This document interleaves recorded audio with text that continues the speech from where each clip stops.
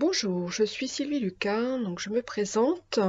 Je suis art thérapeute et je suis venue à l'art thérapie petit à petit, euh, par expérience dans un premier temps, parce que je suis moi-même au potentiel et donc j'ai dû gérer mes émotions. Et j'ai commencé par le carnet, enfin le journal intime qui m'a permis que j'ai pratiqué pendant plus d'une année, puisque j'étais partie comme fille au père en Angleterre. Et il m'a beaucoup aidé pour évacuer mes émotions et les décharger surtout. Et puis ensuite, quand je suis revenue en France, donc je suis allée voir une psychologue avec qui j'ai travaillé quelques mois et j'ai arrêté parce que ça n'allait pas du tout, ça correspondait pas à enfin, ça me correspondait pas puisqu'il ne parlait pas et que j'avais besoin de quelqu'un en face qui me parle un petit peu. Donc, j'avais un médecin qui m'aidait aussi d'un autre côté, et on m'avait dit, surtout vous allez revenir voir un autre psychologue. Donc, j'ai laissé un petit peu les choses de côté et j'ai travaillé sur le développement personnel.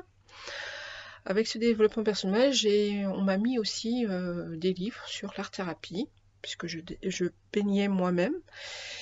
Et effectivement, moi, le fait de peindre, de dessiner, me permet d'évacuer en fait toutes mes émotions et mon stress en fait. Et c'est un moyen que j'ai trouvé seul, mais que je partage avec vous. Et en fait, j'ai découvert le carnet créatif qui m'a parlé, puisque en fait, c'est un, c'est un, c'est un peu le journal intime dont on intègre le dessin et l'illustration. Et ça enfin, je ne pensais pas cet outil aussi puissant. J'ai découvert lors des ateliers que je faisais et j'ai trouvé la puissance en fait de cet outil. Ensuite, je me suis formée au conte, puisque les contes sont thérapeutiques, aux marionnettes et à d'autres techniques, hein, le modelage. En fait, vous voyez sur le côté là, tous mes outils. J'ai même créé mes propres cartes d'art thérapie. Donc voilà. Donc c'est un outil en fait qui m'a permis de me retrouver, de gérer mes émotions. Dès que j'en ai une qui vient et qui est trop importante, eh ben je fais moi-même mon carnet créatif. Alors, qu'est-ce que je vous propose en fait? En fait, c'est de vous donner mes outils et de vous accompagner à aider vos enfants. Ces outils vont être très variés, donc je vais vous donner plusieurs outils en fait. Ces outils, je vais vous expliquer comment les utiliser avec vos enfants. Et puis, à chaque émotion que vous aurez travaillée, on en reparlera ensemble pour voir comment on peut accompagner votre enfant en fait tout au fil des 4 mois, puisque je propose cet accompagnement sur 4 mois avec toutes les émotions des hypersensibles et hauts potentiels, et il y en a. J'en ai mis quelques-unes qui sont les plus courantes, comme la colère, la frustration, les angoisses, l'anxiété, les peurs. Je ne vais pas toutes les énumérer parce qu'il y en a beaucoup. Dernièrement, j'ai une adolescente qui est venue à mon atelier pour des problèmes d'anxiété et d'insomnie. Nous avons arrêté nos séances parce qu'elle a résolu à peu près ses, euh, ses problèmes et que ça va beaucoup mieux. Je vais lui donner des outils qu'elle va utiliser. Et donc là, moi, je vais aussi vous donner les outils qu'il va falloir utiliser et qui vont vous permettre d'avancer et de vivre un peu plus sereinement avec votre enfant. Et ça sera aussi je pense, des bons moments entre vous et votre enfant. Alors pourquoi? Pour le mieux-être, pour apprendre à gérer les émotions et réduire les tensions qu'il peut y avoir entre vous et votre enfant. Mais ça va vous faire aussi peut-être travailler vous-même les mêmes émotions que votre enfant et d'échanger et d'avoir un terrain d'entente avec votre enfant. en fait, d'échanger, de voir comment on peut améliorer la situation de son côté et de votre côté, puisqu'il faut, quand on est en décalage, eh bien, on essaye de se remettre, de trouver un équilibre ensemble. Alors, il faut savoir que les hauts potentiels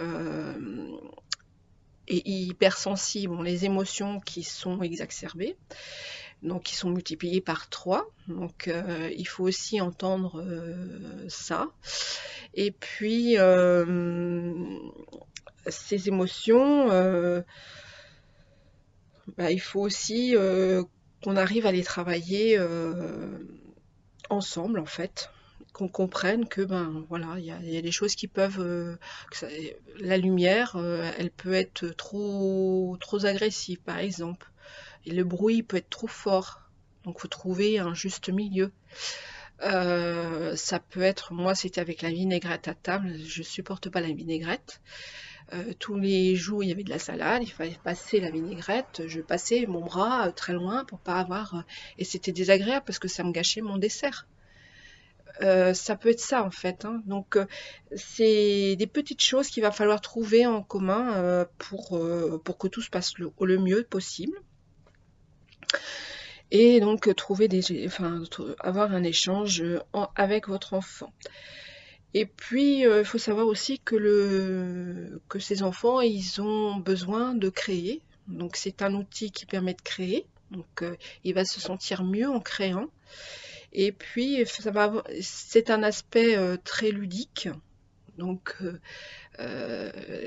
pour lui, ça sera que du bonheur normalement. Ça sera pas en souffrance, même si l'émotion sera là. On va lui demander de la travailler, mais après on va la retransformer. Donc on va pas le laisser sur cette émotion. L'art-thérapie, c'est ça, on pose et on transforme. Donc je vous expliquerai après, lorsque vous serez inscrit, comment on procède, mais l'esprit de l'art-thérapie, on pose, on transforme.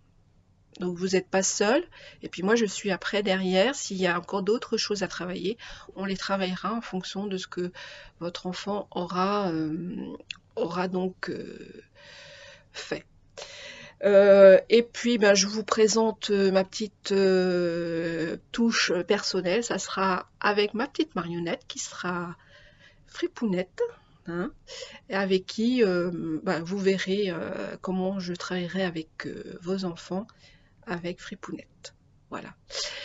Donc si ça vous intéresse, en fait, vous pouvez vous inscrire en dessous. Et donc cette formation, elle est sur 4 mois, à raison d'une séance d'art-thérapie par semaine. Le premier rendez-vous, nous allons déterminer déjà la première émotion, peut-être les suivantes, pour que je puisse travailler un peu sur vos émotions après. Et on verra la première émotion, s'il faut retravailler autre chose à chaque fois. Et dans quel sens on va travailler, en fait. Moi, j'ai mon panel, je sais sur quoi les hauts potentiels et les hypersensibles ont besoin de travailler. Je vous ai mis un petit récapitulatif sur le côté parce que je sais qu'il y a des choses, les critiques c'est déjà quelque chose d'important, et moi ça m'a beaucoup affecté, ça m'affecte beaucoup moins, mais ça a encore parfois des impacts sur moi, et donc je retravaille en fait dessus parce qu'il y a une blessure derrière qu'il faut travailler. Voilà, écoutez, si ça vous intéresse, je vous laisse regarder en dessous et je vous dis à très bientôt. Merci, au revoir.